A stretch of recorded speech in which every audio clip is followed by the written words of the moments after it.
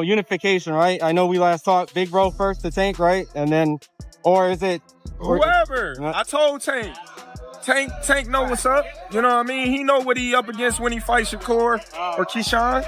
You know what I mean? He want to fight these guys that everybody in the world know that ain't gonna give him no fight. They not mentally there. You know what I mean? They might have a little skills here and there, but mentally wise, they not gonna be able to keep it up that whole fight. And them two guys right there, you know what I mean, is going to be the ones that, you know, give him his first L. Gervonta Davis. Shit.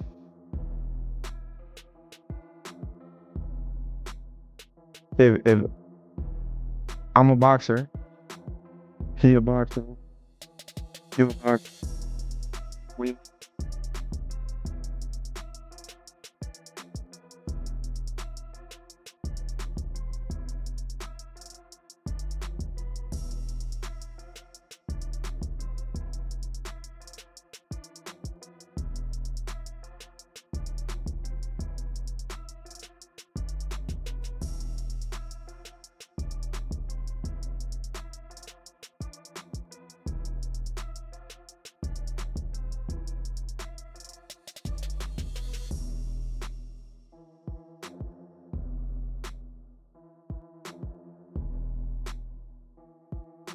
What would happen if a third fighter stepped into the spotlight and disrupted a major face-off between two of boxing's biggest names? This wasn't an ordinary media event. It was supposed to center around a high-profile meeting between Canelo Alvarez and Terence Crawford, two elite champions coming together under heavy media attention. Both camps were expected to keep things professional and focused on mutual respect. But the situation shifted when Gervonta Davis unexpectedly appeared at the gathering without any official invitation. His arrival quickly changed the atmosphere. Instead of a discussion staying centered on Crawford versus Canelo, the attention pivoted toward a brewing tension involving Davis and Crawford. Crawford didn't stay silent about the interruption. He made clear that Davis had gone too far, accusing him of disrupting the purpose of the event and stepping out of line. Moments like these add a different layer of intensity to boxing's promotional world. What was meant to highlight one major matchup suddenly turned into a confrontation-driven storyline involving another top fighter. Now the question becomes, why did Crawford feel Davis crossed a boundary at all? And what does this say about the tension behind the scenes in the sport? If we was to fight right now on the streets, I'll break your fucking neck. And that's on my kids. And you know it, I know it, and the whole world know it. And I'm not talking about no fighting in the ring. If me and you was to fight outside, I will break your neck. The stage was set for a major press gathering involving Terence Crawford and Canelo Alvarez as excitement built around a potential super fight that on one side stood the pride of Mexico, widely regarded as a dominant force in boxing. On the other was the undefeated fighter from Omaha, a pound-for-pound standout whose reputation has only grown with time. Not long ago, most fans would have dismissed this matchup as unrealistic. It felt more like fantasy than something that could actually be arranged. Yet now the conversation has shifted, and people are treating it like a genuine possibility. The room was packed with reporters, and camera flashes filled the air as media attention peaked. Crawford appeared unusually comfortable in the spotlight, embracing a moment in a way that differs from his typically quiet, fight-focused demeanor.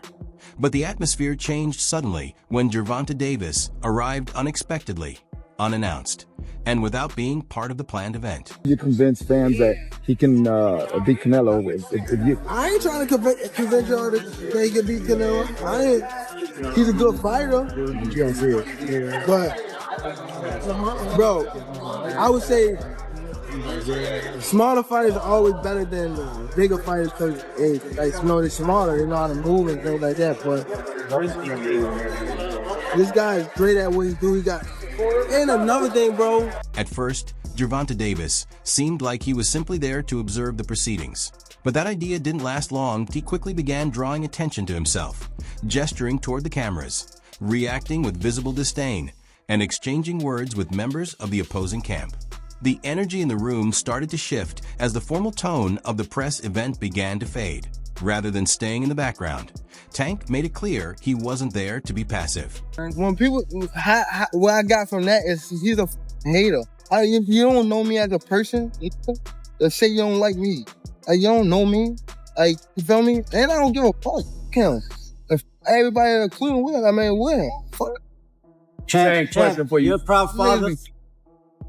According to people who witnessed the moment, Terence Crawford appeared visibly caught off guard by what unfolded.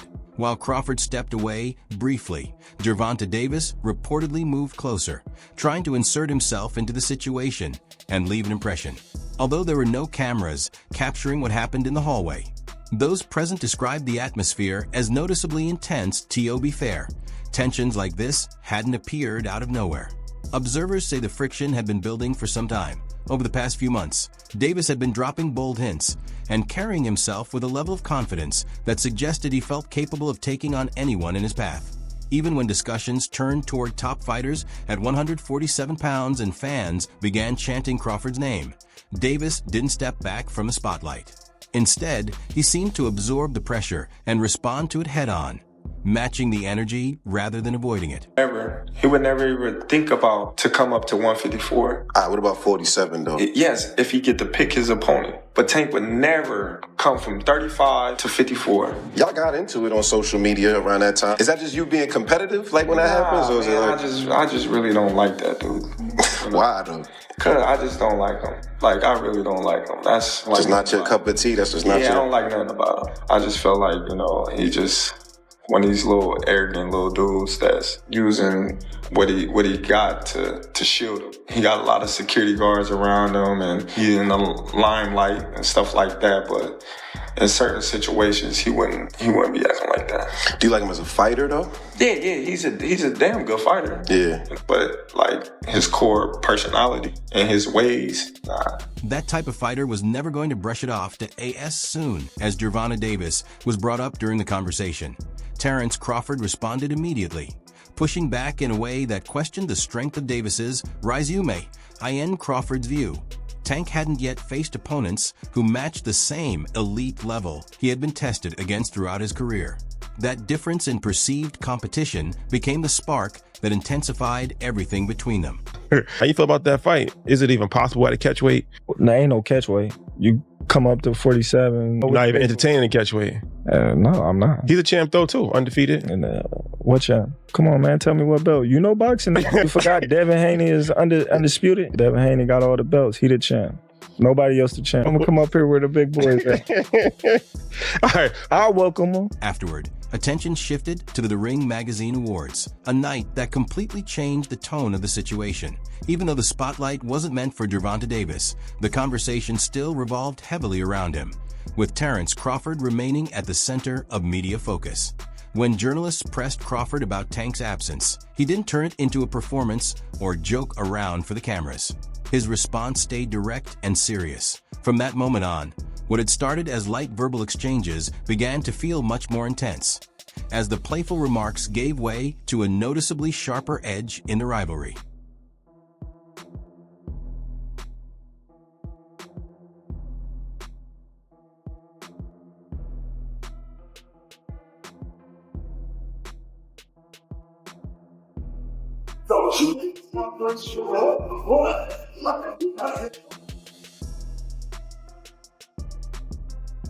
Gervonta Davis now appears ready to step into the ring with the sport's elite names. But when you look at the matchup realistically, there's an obvious physical gap. Terence Crawford naturally carries more size, and he competes in higher weight divisions than Davis. That difference in frame and weight classes is a major factor whenever this potential fight is discussed, and it's one of the biggest talking points surrounding the matchup.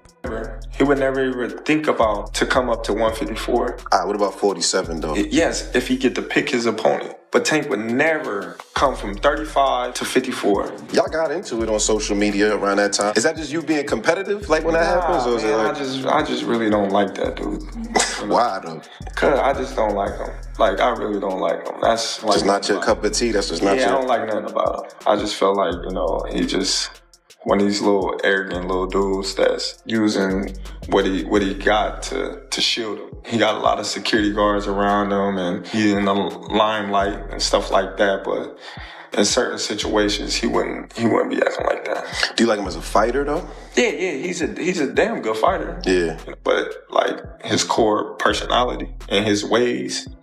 The situation becomes even more complicated when considering that Terence Crawford is already linked to a difficult matchup against Canelo Alvarez. That alone raises serious questions about risk, since stepping into a fight with a naturally bigger and physically stronger opponent always carries danger, especially at the elite level. From that perspective, Gervonta Davis trying to insert himself into the conversation only adds another layer of difficulty to an already complex picture. In boxing, size and weight are crucial factors at the highest level, even if skill can sometimes bridge the gap. In this case, Davis would be giving up a noticeable physical advantage if he moved up to face either Crawford or Canelo. Still, Crawford's elite speed, timing, and technical ability are often seen as tools that could help him handle pressure against bigger opponents, giving him at least a fighting chance despite the size difference. Kind of made a great point when talking about sizes, because he said if you look at them two together now, they look the same size. He said people have got the idea of the size thing wrong. It's not looking at them as a physical package, it's who has absorbed the bigger shots in the weight division. And it was good. It was a very good point. It was like Canelo has been hit by light heavyweights and super middleweights for the best part of a decade. Basically, he's so used to taking those shots, whereas Crawford hasn't. Crawford's been hit by 140 guys and 147 guys for the best part of a decade. Yeah. What's Crawford going to be like? So basically, he's trying to say Canelo could easily absorb Crawford shots. Can Crawford easily absorb Canelo's punches? If you're taking shots from Triple G, Sergey Kovalev, and Dmitry Bivol, and you're staying on your feet, not getting hurt, not even getting wobbled, just literally shaking it off. Yeah. You can take Terence Crawford shots. 100%. Terence Crawford has always kept his distance from manufactured drama and social media style rivalries. Unlike some fighters who lean into hype and online theatrics, he doesn't build narratives for attention or chase viral moments. He's not in the same lane as figures like Floyd Mayweather Jr. when it comes to promotional showmanship. And he's also not someone like Ryan Garcia, who has often been linked with more attention-driven storytelling around fights. Because of that mindset, when Crawford spoke directly to Gervonta Davis and told him, "You messed up," it carried a different weight, that he said it while maintaining eye contact, without theatrics or exaggeration. It wasn't staged for cameras or turned into entertainment. It came across as direct, controlled, and close-range intensity rather than performance. However they rate me, it doesn't matter. At the end of the day, we got to fight, and I'm going to win the fight. It's simple as that. Can I ask you about if there's any rematch clause with this fight with Canelo? No, it's not. Is that something you push for? No, I didn't. And is any weight restrictions to the fight at all? No, it's not. A lot of fighters would like to put on a weight restriction to this type of fight. Why didn't you want to do that? Because I want him at his best. I don't want no excuses. I don't want no, reasons why, he didn't feel good or anything. I want him at his best. Terence Crawford is often described as someone forged through a difficult upbringing in Omaha, where early life challenges helped shape his mindset inside the ring. Over his career, he has consistently defeated every opponent placed in front of him, building an undefeated record at the highest level of boxing. His background also includes surviving serious real-life incidents outside the sport, which added to his reputation for resilience and mental toughness. Because of that history, when Crawford issues a warning or makes a statement, it tends to come from a place of experience rather than emotion. It's not seen as empty talk, but as something rooted in what he has already endured and overcome before. Hey, I want Canelo. Is there anybody in the camp that would say, you're not ready for this? That's a big boy. He's strong. That's a conversation. It's not just, oh man, you will whoop his ass. Like yes, man type stuff. I'm not worried about Canelo. I'm not thinking about Canelo. I'm just focused on Israel Majimov. In a small way, is this a stepping stone to your dream fight? I don't look at fights as stepping stones. It's about now. We also have to bring Canelo Alvarez back into the picture because he's a major part of what was originally meant to be the focus of the entire event. The press conference was planned around him and Terence Crawford, with both fighters expected to be the main attraction and headline story. But once Gervonta Davis made his unexpected appearance, the entire narrative shifted almost instantly. Instead of discussions staying centered on Canelo versus Crawford, social media and reporters began, focusing more on the confrontation and energy between Davis and Crawford, pushing the original storyline into the background. As for Canelo, he's widely known for preferring a more controlled spotlight, where attention stays primarily on him rather than being shared or disrupted by other figures. Him anymore because he say I'm not gonna do what they want me to do and this and that, and then he tried to, maybe Turki Al-Ashi told him, hey, you need to do something because you seem so nervous in Riyadh. So and he tried to he walking me back, and that's why I pushed him. And like I say, don't with me. Does it bring a different Canelo then? Yeah, it's different. Yeah, you watch Saunders fight, right? Which one? The Saunders. Oh, he pissed me off. He pissed me off. Yeah. So it's gonna be. In the end, the argument wasn't really settled by talk between Gervonta Davis and Terence Crawford. The real turning point was tied to the matchup involving Tank and Lamont Roach Jr. When Roach managed to defeat Davis, it sent a wave through the boxing world, catching many fans and analysts off guard.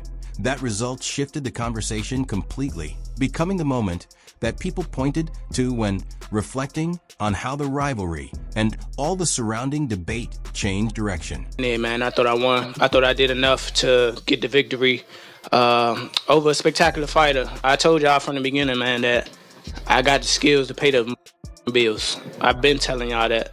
And I'm just glad I got to show it, honestly. I'm glad I got to show it. I appreciate, like I said before, I appreciate True Boxing Media. Some guys that didn't count me out. So that's just how I feel, man. I think I won. And, I can't wait to do it again. I can't wait to dance again.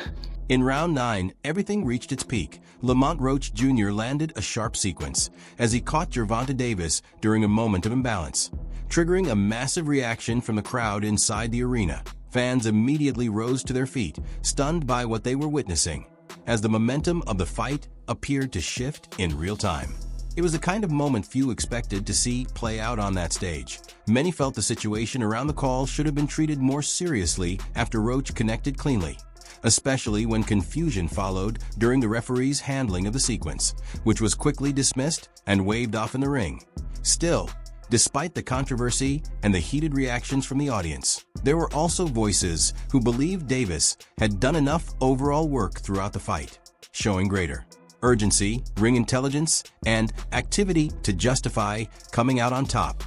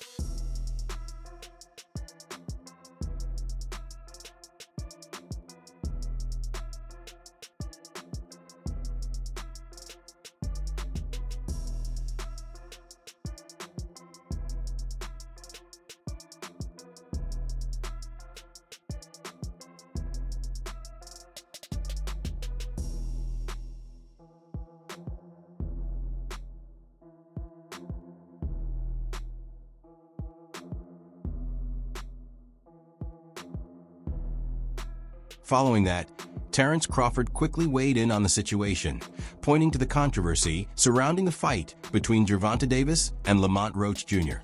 Crawford suggested that Roach had been treated unfairly in how the sequence was judged, and he added that the moment looked more damaging than it was officially ruled in the ring.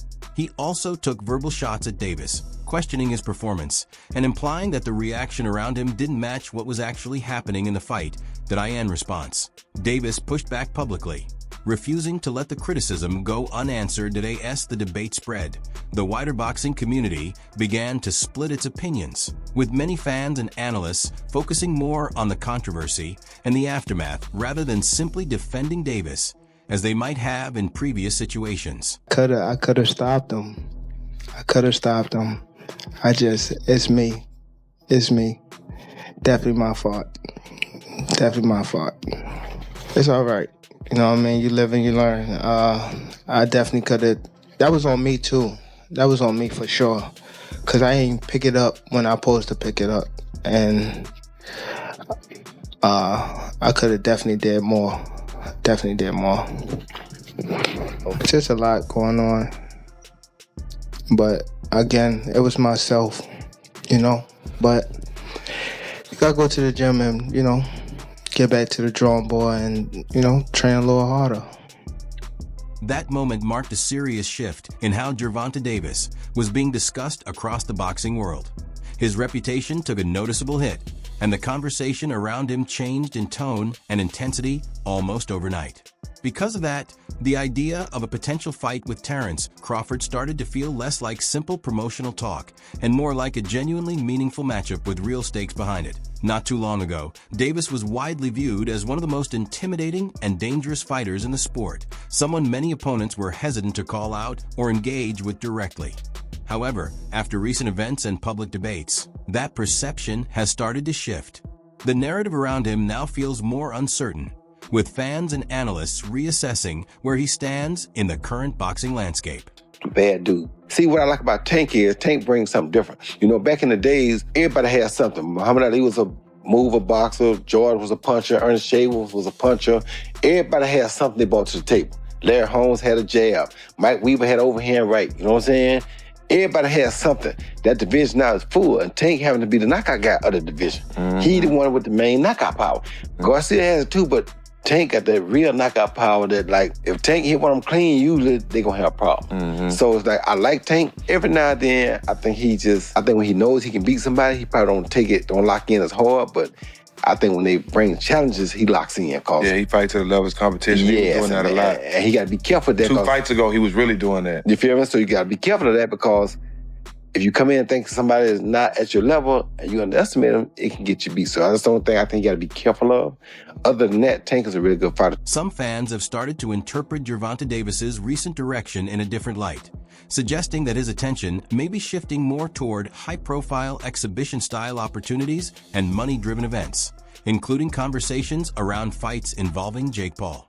Because of that, parts of the boxing audience feel that the same aggressive hunger and long-term competitive focus he once carried might not look as strong as it did earlier in his rise, even with massive payday still in.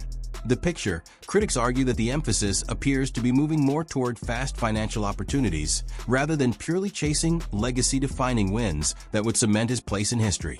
That perception has led some to question whether the intimidating aura he once had, where opponents felt real pressure just standing across from him, still feels as strong today as it once did. In contrast, many fans continue to point toward fighters like Shakur Stevenson as the standard in the division, right now highlighting his undefeated record, technical smoothness, and overall control in the ring that as a result. Stevenson is often brought up as the type of matchup audiences are most eager to see at the moment, while discussions around Davis and a potential fight with Terence Crawford are increasingly framed through questions of timing, motivation, and long-term legacy. Tank is hung him up, shoes off, get the bag, put a plaque up, he done. Tank is done. When you say done, you mean like not fighting anymore? Tank is checked out mentally. Tank is gone mentally. Tank looking for the big bag, of Jake Paul, Pacquiao, something solo, and he's looking to, hey, I'll see you later. Tank is standing. He's not gonna fight Shakur Stevenson at all. I don't care how much money Turkey offered, give him 4 Lamborghinis, whatever. Tank ain't taking that fight. From that point of view, a win over Shakur Stevenson would be a major statement for Gervonta Davis that IT would reinforce his standing at the top level and help restore confidence in how fans and analysts view his place in the sport. A victory like that would carry weight not just because of the name, but because of what Stevenson represents in the division right now. On the other hand, some critics argue that Davis has been more vocal toward bigger name discussions involving Terence Crawford, while still not consistently pursuing the most direct challenges within his own weight class. That contrast has led to debate, with certain observers questioning whether he is strategically avoiding higher-risk fights closer to home, or simply navigating the business side of boxing while keeping larger matchups in conversation. Either way, the narrative now revolves around whether Davis chooses to reinforce his legacy inside his division first, or continue pushing toward high-profile cross-division discussions that carry different kinds of risk and reward. Go ahead, when are we gonna see the Shakur Tanks, the Shakur Devin, the Devin Tanks? There's only one fight that is really the one that, like, if we were like gonna be for real about it, like, keep it on. What's like, the fight? My opinion, because we talking about like skill and like boxing, like all around boxing, right? Yeah. Because we ain't talking about somebody that just got a good jab or what. Yeah. We talking about like all around. Can do everything. Yeah, boxing. Yeah. Me and Tank the biggest fight. That's the one. It's the biggest fight in the world. Yeah. Like it's gonna be the biggest boxing fight in the world when it happens. Y'all, what you think? Like 147, 140? Nah, hell no. 135? 35, 40, I don't know. I could see it happening not too far in the future. Really? Yeah. I think Tank will sign that contract. Dang. And I'm going to sign a contract too. So it's Then like, you gonna get it on? Tank is the face of boxing, and he get a lot of knockouts that people kind of making it like, if you ain't doing what Tank doing, then they gonna say it's boring. Do you feel like it's because of how his style is that they kind of putting that on you, like wanting you to do that? people is blessed with different abilities. He's blessed with a God-given ability that he crack you 9 times out of 10, you gonna go down. That's his ability. Yeah. I'm blessed with God-given eyes. A lot of people don't understand how good my eyes is. I can see really good. Like punches coming my way, I know how to get away from them Right. at any given time. Our abilities are just different, so they probably are judging me from a scale of him, but at the end of the day, he's a great fighter. He's a special fighter, but I'm special in my own right too. And that wraps up today's story. If you want to stay updated on what comes next, make sure to subscribe. Turn on notifications by hitting the bell icon. And leave a like if you enjoyed the video. We'd also love to hear your thoughts in the comments. Let us know what you think about everything that unfolded today.